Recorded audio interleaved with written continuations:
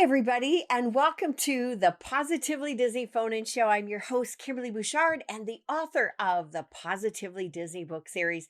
Thank you so much for taking time out of your day to join me. I see Michael has joined me from Michigan. Thanks for joining me tonight. I want to thank all my Facebook folks that are following along and my Twitch TV followers as well.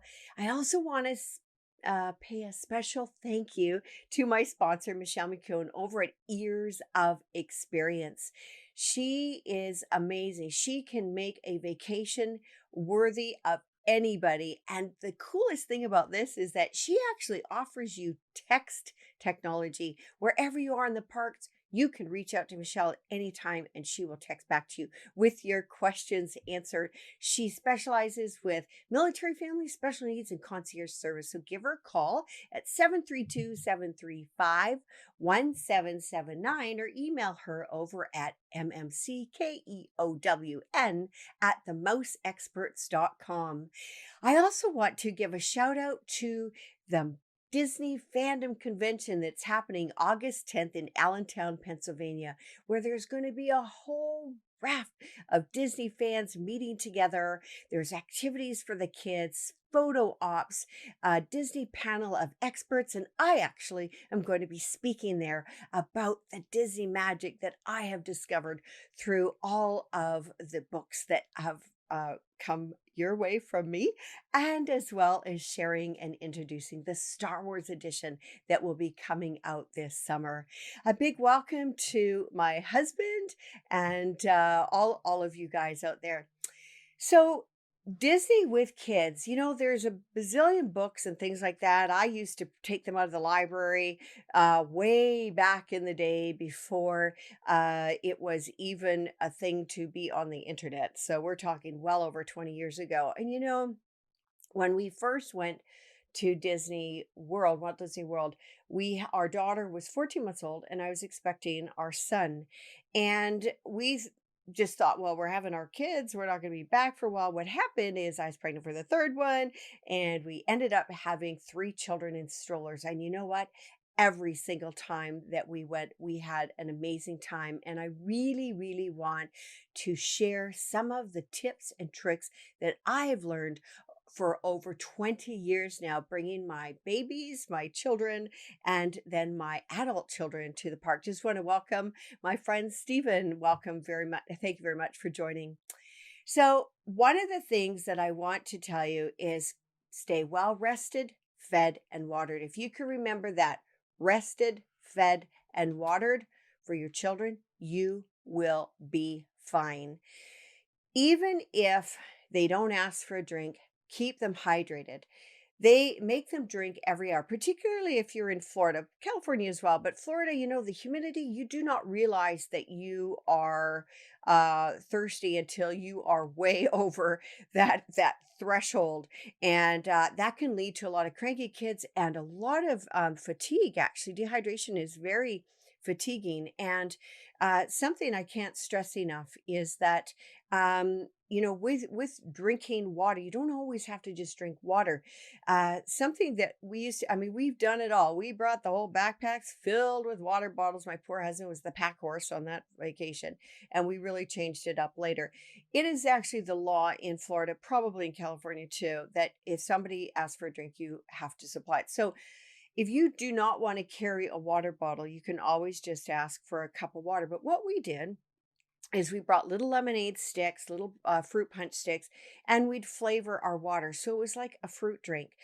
Something else that we did is I always, wherever I travel, because I have traveled the world with my children on many occasions, and I'd always have Dixie cups when they're really little, so that you could buy an average size juice or drink or whatever. And then you can pour it in the Dixie cups. And, honestly, it's just the right size for them to kind of get a little sip, get a little something into them. And then you can dispose of the bottle. You don't have to carry that around. Better than paying a fortune for like 4 or 5 different bottles and then having to lug them around and they're kind of warm by the time you're ready to go back to drink them. Another thing that I really want to insist upon this too is the feeding part Every single time we were in a Disney park, we either had a bagel or little teeny sandwiches for the kids, cut up and ready to go, and a frozen juice box that would keep it cold. And then towards the end of the day, or halfway through the day, when it was thawing, it could turn into a nice slushy drink. That way, you're not carrying ice packs around with you, but keep sandwiches, keep sort of their normal food thing happening. And I don't mean not purchasing meals in the parks. There's lots of opportunity to eat in the parks, trust me. But I just wanted to just let you know that that really worked well for us.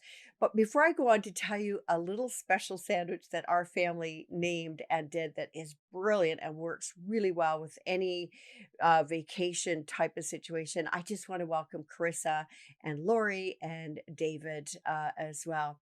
So, something that we found, I mean, you are in hotel rooms, you do have a refrigerator, which is great these days.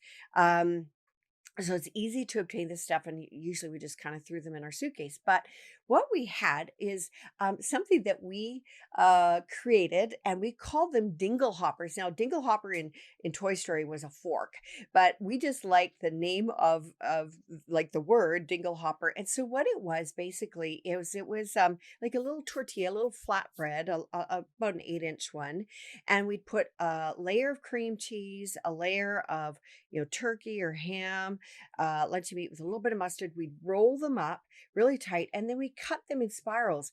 And they're so easy to pack. The kids don't have to feel like they have to eat a whole sandwich or a quarter sandwich or whatever. They can actually take a piece at a time. And it's a cute little pinwheel, and it just makes for fun eating. And you know what? It's really nutritious, super easy to do. So if you try it out, think of me when you give them to your kids. Dingle hoppers. Give it a try at home, of course, but it is really fun, really special, and it is a little bit unusual as well. Welcome to Kelly on the show tonight as well. So I've touched on food, I've touched on water. Something else that I want to, in sort of, you could take it or leave it, but Disney, of course, is full of treats and full of sugar. And I'm not anti sugar, but you do not want to be feeding your kids sugar or yourself sugar all day long. Bring some nutritious snacks, be it trail mix or organic fruit snacks, or make your little goodies, your little granola bars or something like that from home and bring it along. You can minimize the sugar. I'm not saying like don't go for that ice cream or that churro or whatever during the park, but if you can kind of just keep their food intake regulated, their sugar regulated, and your own, you are going to eliminate those crashes where you're either dragging, your kids are screaming, and you're ready to scream as well. So, just a little thing out there because things taste so good there, but they are full of sugar.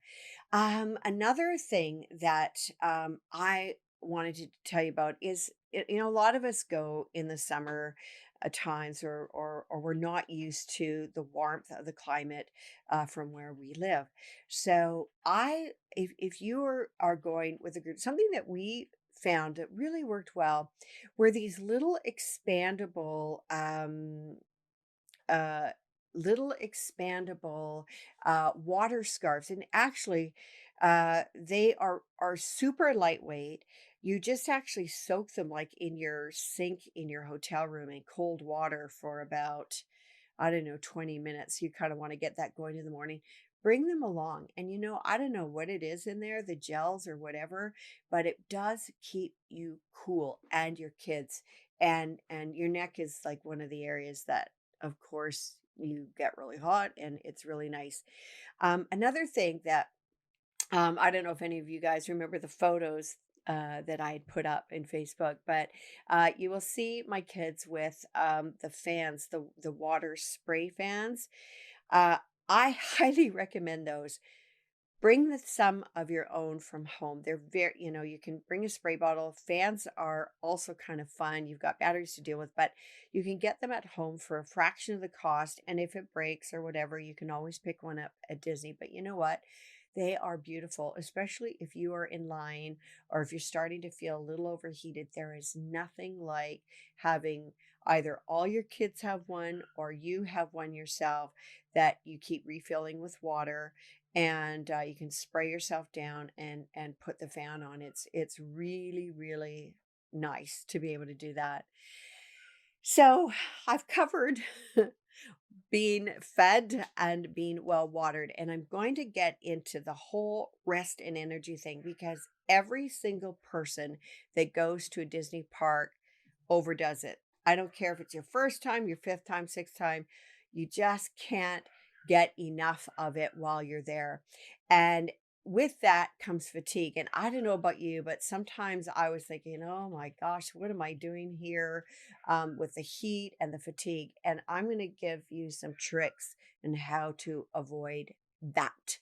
So, one thing I would suggest, really, really suggest, and I know that sometimes it's going to kill you if you're on a different time zone, especially for us on the Pacific, on the West Coast, heading to Florida. Sometimes that time change can be really tricky. But here's the deal, you want to get to the park before it opens. And I say yes, before it opens, either that first bus out or take an Uber. It's not expensive to Uber it, take a lift over, get there so that you are at the front of the line. Trust me, trust me, trust me, because what will happen is when you're in there first thing, you will be able to do, believe it or not, about 4 or 5 attractions within 60 to 80 minutes that you are in there. Some of those attractions that you would be standing in lines, whatever. And you know what, guys? We didn't do lines, even with our kids in strollers. Maximum we would do would be 20 minutes. And when you get in there so early, you are ready to leave at noon. And you guys leave at noon. The park is packed. It's hot, and that is the best opportunity either to grab a bite in the park or get out of there, go back to your hotel. And there's different ways of doing days. So, for example, if you are wanting to do the full day, as I said, leave the park, get out of there, go rest. And I mean it, rest by resting. We used to go back to our hotel room if we knew we were going back for the evening, and we shut all the lights off, close the curtains because they've got those darkened curtains. And we would say, okay, you know what, for like an hour and a half, all the lights are off. Even my husband and I, we shut it down. And if we ever heard from the kids saying, "Oh, I can't sleep," or whatever, you say, "You don't have to sleep. We're just going to be absolutely quiet. And we can just close our eyes and just rest our eyes. We don't have to sleep." And you know what? That worked every time. And they actually slept. And just having that quiet, cool room, darkened room, it really helped us manage our energy level. And then we would go back into the park into the evening. Now, if you want to stay in the park for the full day and you're kind of short of time in that, find a quiet area. There are quiet areas in the parks, believe it or not. When I was at Disneyland, I had a headache coming on.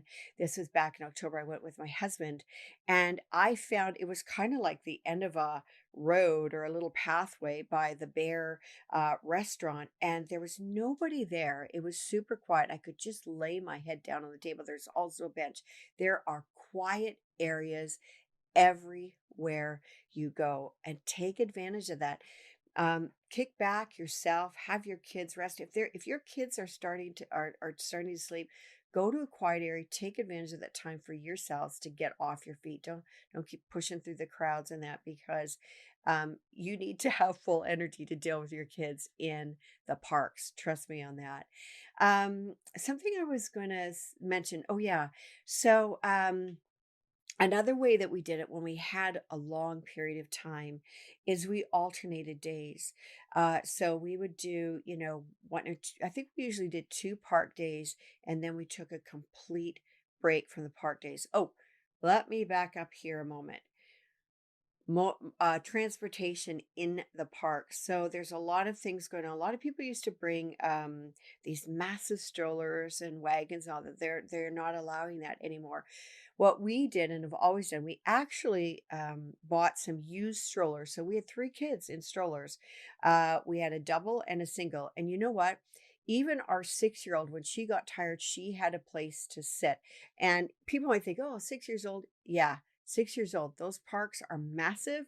You get tired, and it's not fair to expect your 6 year old or even your 7 year old to keep up the pace with you with all those people around. So when we didn't use the stroller for her, we would just put our little backpack or something in there, and she could walk along. But I'll tell you, it worked like it was just perfect for us. So a lot of people kind of wonder, how old should our kids be in strollers? But at any rate, we bought used umbrella strollers. So they were really easy to maneuver. They weren't your big fancy ones that you would normally use at home. And then we actually left them behind for somebody else. Or if one broke, then it wasn't a big deal because it was just something that you had there. I'm talking about if your kids are maybe two, three, four, five, or whatever, and you don't need all the strollers like in the airport or whatever. Funny about that, I don't know why or what we're thinking because we have traveled, since the kids were babies. And I did not even realize it to our last travels when they were really young that we needed strollers. I found out you could actually bring it right up with you and discard it at the gate for them. But I never do that till the very end. So we were always carting our kids around everywhere. But anyway, strollers, transportation, use it even for your 6 year old, 7 year old. So, where was I? I was talking about taking that time, alternating parks. Oh, what else was I going to say? The resting, so important, getting in early to the parks. Oh, yeah. Every park has a baby center. The baby centers are located near the first aid stations. People use them. They're beautiful. They're quiet. They have various rooms in them, and they have an attendant, at least one or two attendants in there. So, in one of the rooms, I was actually, I was nursing my children throughout the different times that, we were in the park. So, or feeding a bottle or whatever, but they had a room. There were no lights on except for the little low light beside your rocking chair, and it was a room that had rocking chairs all around.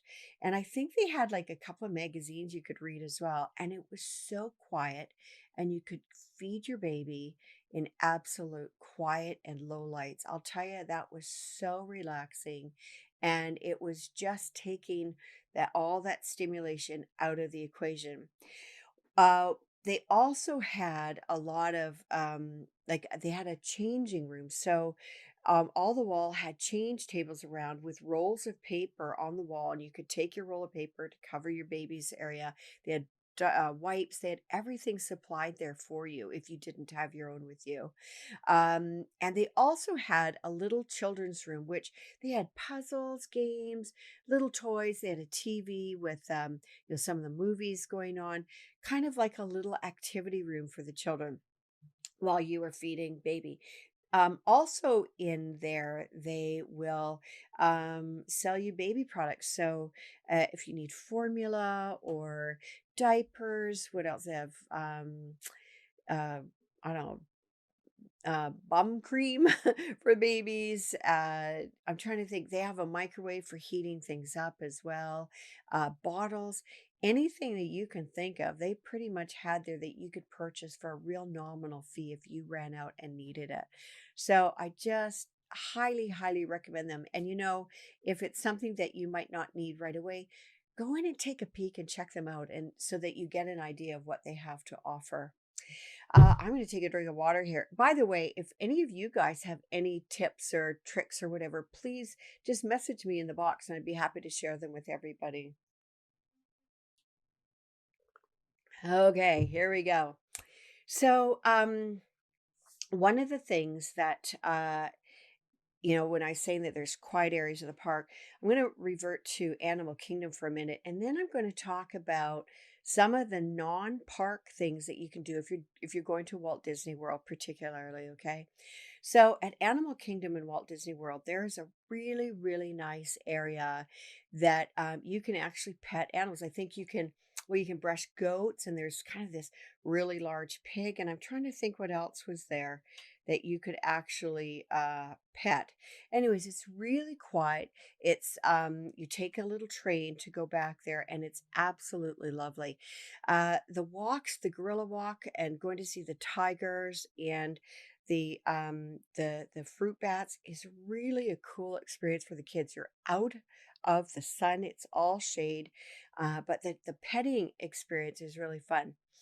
Just want to warn you about one attraction that I still love, but we absolutely terrified I think she was like 3 or 4 at the time. We went to A Bug's Life, and there is a massive grasshopper in there that freaked her out so badly. She was literally trembling, and we took her out of there right away. And you know what? She's going to be 20, what is it? She's going to be 23 this year, and she still does not like that. She'll come in, but she really still does not like that attraction. So just to let you know that you may want to wait till your kids are a little bit older for that.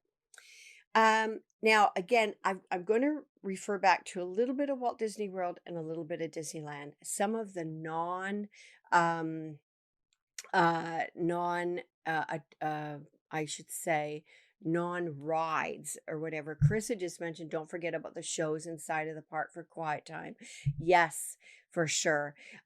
So those stage shows, they have Finding Nemo or even like any kind of stage show is a really nice way to sit down, get out of the sun, and enjoy some awesome entertainment. You will not be disappointed. I I love Carousel of Progress, which is about a half hour moving theater that goes through different times. It's really nice and air conditioned. It's another quieter kind of thing. Mickey's Philharmonic Magic is a nice sit down theater. So indoor theaters, sometimes the outdoor stages, but all of them are so worth it to go just to have a little sit down. Hi, Matthew from Florida. Welcome to the show. So, David was just saying Rafiki's Planet Watch is where you can pet some animals. Yes, that's where I'm talking about. You take a train out to Rafiki's Planet Watch, and you can actually interact with sometimes some of the animals. Attendants will have them out for you too. So just there's really, really some nice areas, nice quieter attractions that you can take in. You know, there are other non-park activities that I would highly recommend.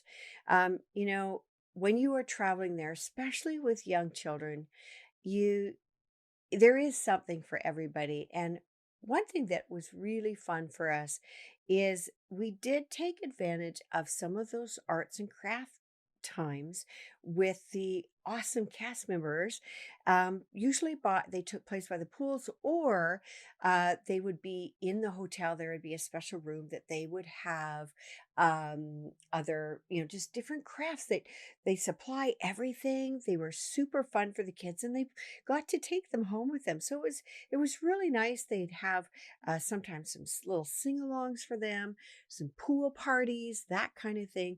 Really fun to take advantage of. Another thing that uh, I always remember doing, and it was probably because it was one of our go-to parks. Actually, Fort Wilderness was at Walt Disney World, but they have horses there. They have the little ponies that you would find that actually pull Cinderella's carriage. They have those there, and sometimes you can pet them, but you can walk right along the fence with them at Fort Wilderness. Easy to get to Fort Wilderness just from Magic Kingdom. You take the boat right across, and there are the stables. You can take a bus to the other side of the park, and you can actually go horseback riding, which again is kind of a really nice nice leisurely activity for, somebody. I'm thinking it's about 9 or 10 years old. I'm not sure if they'd allow 8-year-olds, but somewhere along that nice little trail ride, which is really, really fun. Um, uh, I'm trying to think. Oh, just a couple of comments here.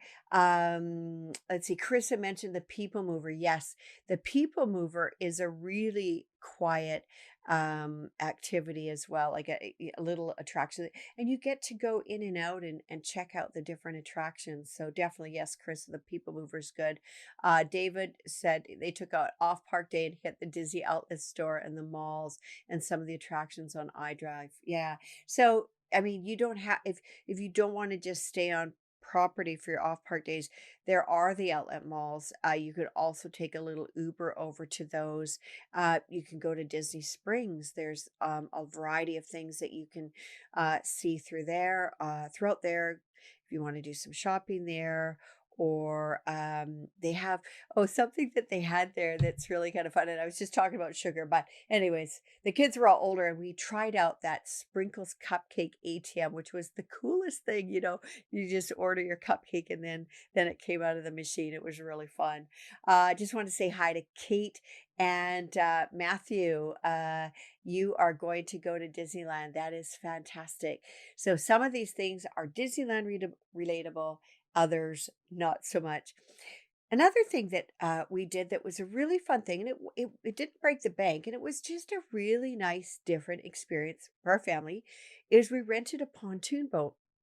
I think at that time we were staying at what is the name? Riverside, Port Orleans Riverside, I believe, is where we were staying.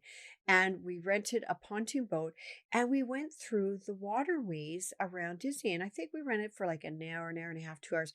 We actually took it to Disney Springs, got an iced lemonade, and then putzed our way back. They do not go very fast at all, guys, but they're really nice in that you've got a canopy, there's lots of room, all life jackets supplied, and it's really not difficult to maneuver too much. You just have to make sure that you let the bigger guys cross before you, like the ferries, the ferrying boats going across. And actually, Matthew's on here used to work in that department at Walt Disney World.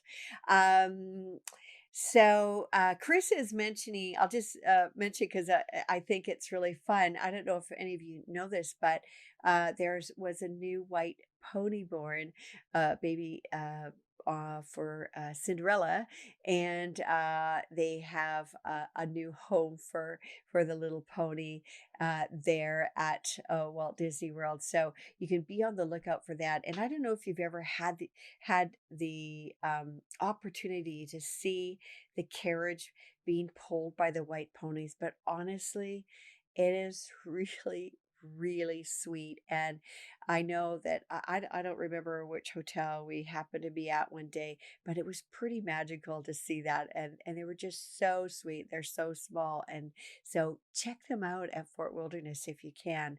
Something that I wanted to say too is in the hotels, they will have entertainment. So you might have a piano player. At the Grand Floridian, they also have a beautiful band music. You can go and just take a break and sit there and relax. At Christmas time, of course, they have the gingerbread house, both in Grand Californian and Grand Floridian. That is really fun to just check out. It's really quite a really magical experience to see a life-sized gingerbread house. So just another little thing that you can do. And I mean, I don't know of every single activity to do, but be be open to trying different things and not just the parks, because sometimes they can get full and sometimes you need a break from that. So I suggest checking out the little things that they offer. Of course, the movie nights are really fun to be able to sit in at Disney and to watch a movie by the pool, or they have a campfire with s'mores or whatever, is really quite magical itself to be under the stars.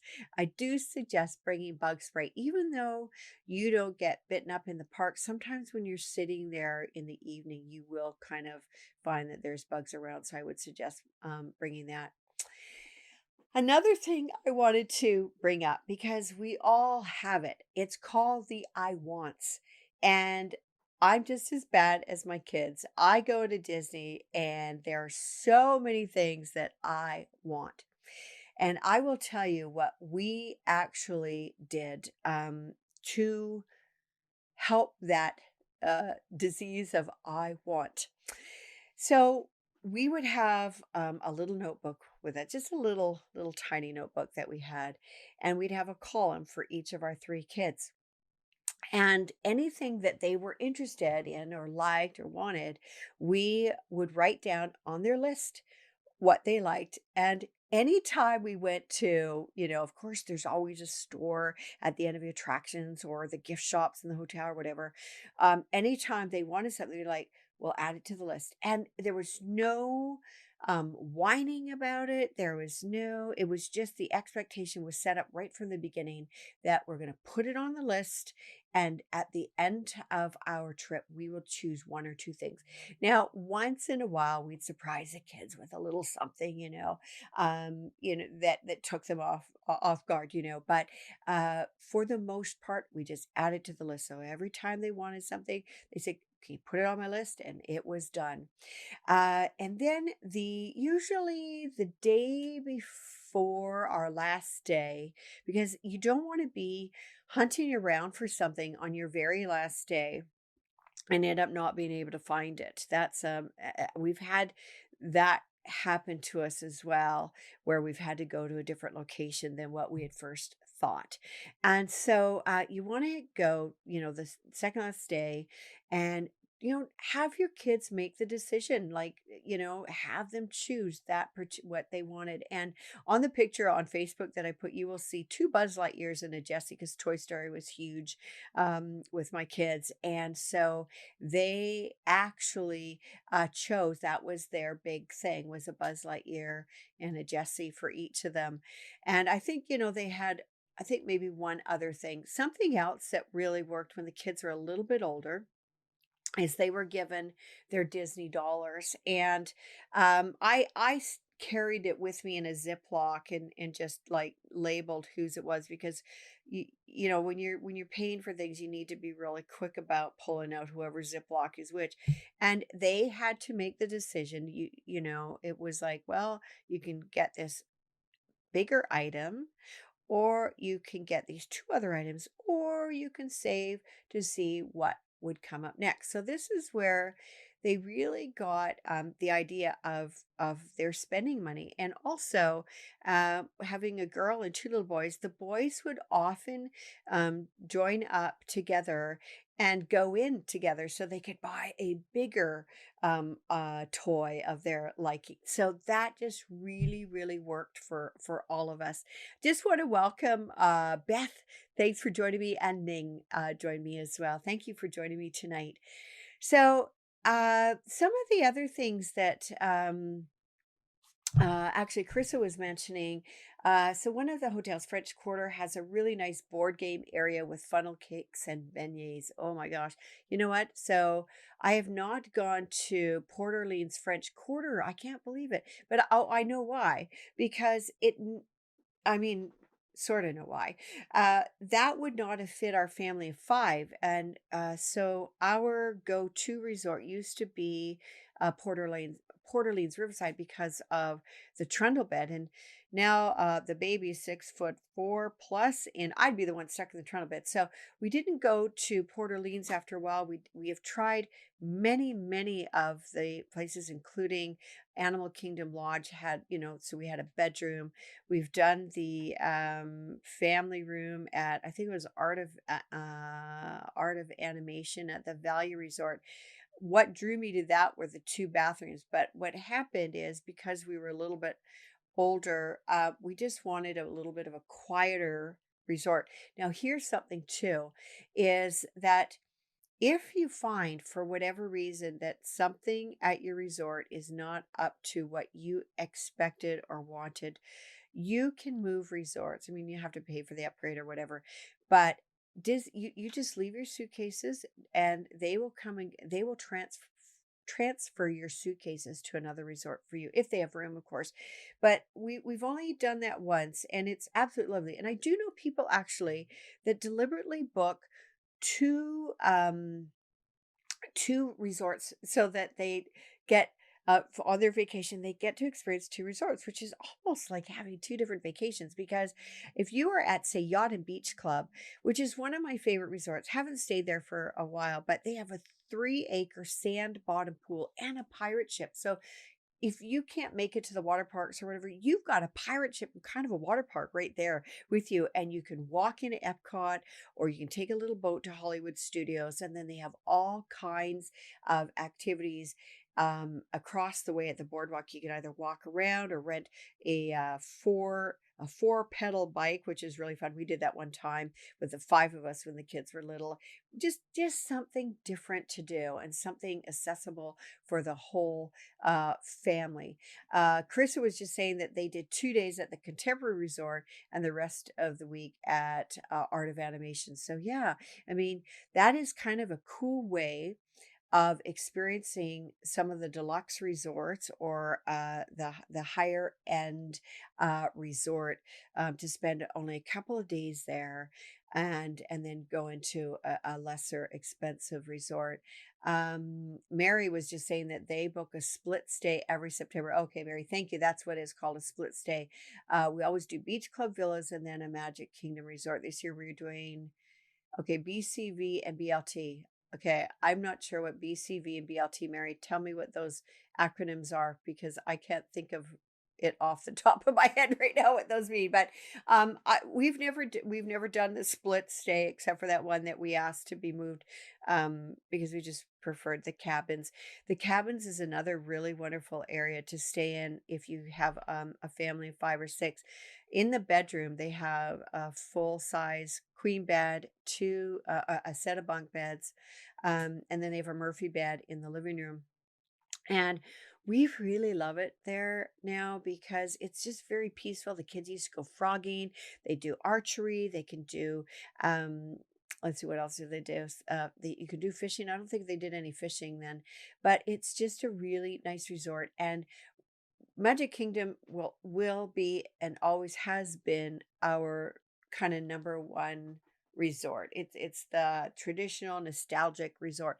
And the beauty about that is that you have a boat from Magic Kingdom that takes you directly to Fort Wilderness. So that is always wonderful. Okay, Mary says BCV Beach Club Villas and Bay Lake Tower. They're DVC members. Oh, that sounds wonderful. I've never actually been to Bay Lake Tower. I've never stayed there before. Just want to welcome my friend John Harrison Little, who has joined us tonight as well. So this has been a lot of information for you guys. I really hope that I've helped you in planning for your next Disney park, be it Disneyland or Walt Disney World with the kids. Just remember those 3 things: rest, food, and water. If you've got those under control, you will have an amazing holiday. And I remember that on those days that we decided to do the full day, we made sure our stroller, could go down and our little ones would sleep in there. And I remember thinking to myself, looking around at midnight when we were taking the ferry boat from Magic Kingdom to the parking lot. I guess that's where we were going. I can't even remember now. But we were really content. And it makes for a wonderful vacation and a happier vacation when you go prepared and keep yourselves all rested, watered, and fed. Just want to welcome Shelley, who has joined, and to remind you guys that this will be up for you to listen to its entirety within about 5 minutes after the show. Last week, I had done a special Star Wars theme for my 60th podcast. And I said that anybody that had, commented or shared or whatever would be entered into a draw to receive the very first signed copy of the Star Wars edition of the Positively Disney book series. These are stories, they're heartwarming stories of hope, healing, inspiration, and celebration from some of the actors from Star Wars, Lucasfilm people, some of the fans, some of the Imagineer that worked on Galaxy's Edge, sorry, and just a whole raft of other um, people that were behind the making of Star Wars and artists. So the person whose name I we drew is named Melissa Frey, Frey. So I will find you on Facebook and let you know that you have won that first edition of the Star Wars book. It is not out yet, of course. It will be out this summer, and just want to congratulate you on that.